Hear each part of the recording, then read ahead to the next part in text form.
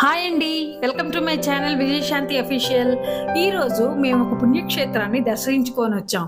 ఆ దర్శన భాగ్యం మీకు కూడా కలగాలని ఆ పుణ్యక్షేత్రం ఏమిటో, ఆ కథ ఏమిటో చూసేద్దామా మా వారి మాటల్లో. కమాన్.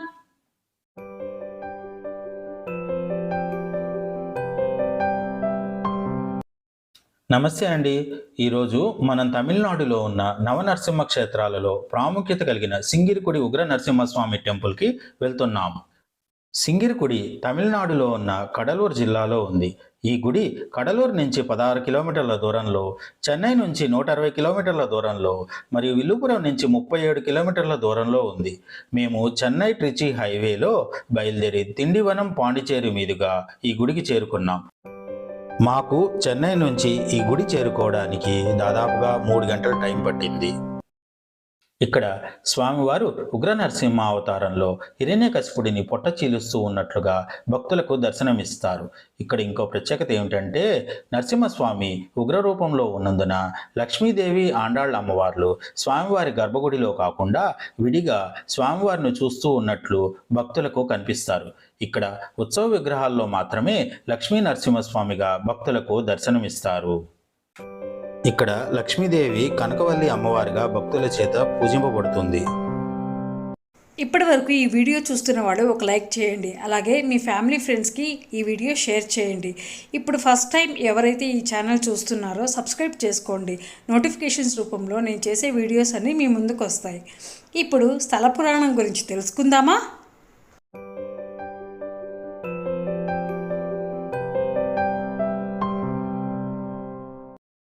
పూర్వం సూర్యవంశరాజైన నిమిచక్రవర్తి ఒక యాగం కోసం వశిష్ఠ మహర్షిని ఆహ్వానించగా, అప్పటికే ఇంద్రునితో యాగానికి అంగీకరించిన వశిష్ఠుడు నిమిచక్రవర్తితో ఇంద్రుని యాగము తర్వాత మనం యాగం చేద్దామని చెప్తాడు.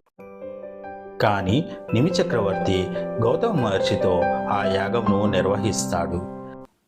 తను లేకుండా నిమిచక్రవర్తి యాగమును పూర్తి చేశాడని తెలుసుకున్న వశిష్ఠ మహర్షి కోపముతో నిమిచక్రవర్తిని శరీరము ఆత్మ వేరు కావాలని శపిస్తాడు. అంతటా ఎన్నో యజ్ఞయాగాదులు చేయటం వలన కలిగిన శక్తులతో నిమిచక్రవర్తి కూడా వశిష్ఠునికి అదే శాపమును ఇస్తాడు.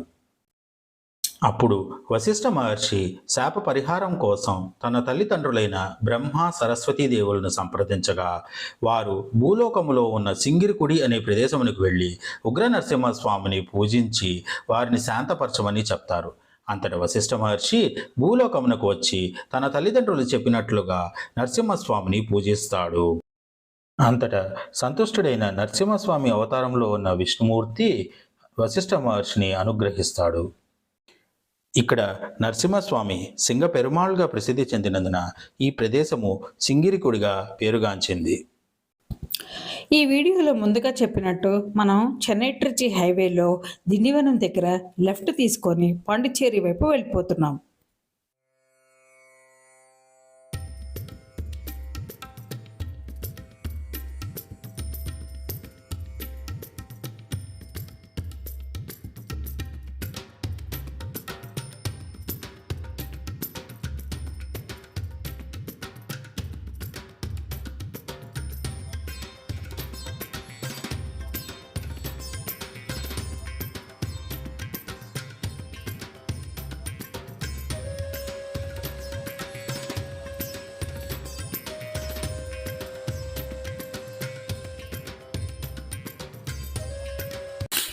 ఇదండి, మనం పాండిచ్చేరిలోకి ఎంటర్ అయిపోగానే నేరుగా వెళ్ళంగానే అక్కడ పాండిచ్చేరి బీచ్కి వెళ్ళిపోతాము. అరవింద్ర ఆశ్రమానికి వెళ్తాము. మనం రైట్ తీసుకొని గుడికి వెళ్తున్నాం. ఇక్కడ నుంచి గుడి కరెక్ట్గా 15 నిమిషాలండి, అంతే.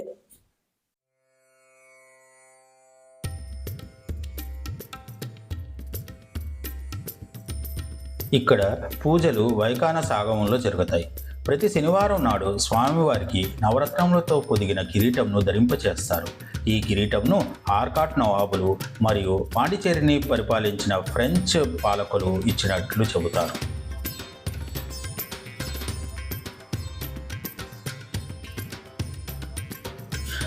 తమిళనాడులో ప్రసిద్ధి చెందిన నవనరసింహ క్షేత్రాలు ఎక్కడెక్కడ ఉన్నాయో ఇప్పుడు మనం తెలుసుకుందాం పదండి. సింగిరికుడిలో ఉన్న ఉగ్ర నరసింహస్వామి, అంతిలిలో ఉన్న లక్ష్మీ నరసింహస్వామి, పారిక్కాల్లో ఉన్న లక్ష్మీ నరసింహస్వామి, షోలింగర్లో ఉన్న యోగా నరసింహస్వామి, నామక్కల్లో ఉన్న లక్ష్మీ నరసింహస్వామి, చెంగల్పట్లో ఉన్న సింగపెరుమాళ్ కోయిల్, చింతల్వాడిలో ఉన్న యోగా నరసింహస్వామి, పూవర్సన కుప్పంలో ఉన్న లక్ష్మీ నరసింహస్వామి, తిరువళ్ళూరులో ఉన్న శ్రీ లక్ష్మీ నరసింహస్వామి దేవస్థానములు. ఇదిగోండి గుడికి వచ్చేసాం. మాకు మ్యాప్లో రైట్ సైడ్ తీసుకోమని చూపించింది. యాక్చువల్గా ఇది గుడి పక్కనే వచ్చాము మేము.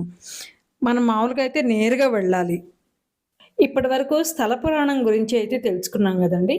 ఇప్పుడు గుడి విశేషాలు తెలుసుకుందాం. ఇక్కడ గర్భగుడిలో నరసింహస్వామి 16 చేతులతో హిరణ్యకశిపుడిని సంహరిస్తున్నట్టుగా భక్తులకు దర్శనమిస్తారు. నరసింహస్వామి వారి ఇరువైపులా హిరణ్యకశిపుడి భార్య, హిరణ్యకశిపుడి కుమారుడైన ప్రహ్లాదుడు, వశిష్ఠ మహర్షి, శుక్ర మహర్షి ఉంటారు.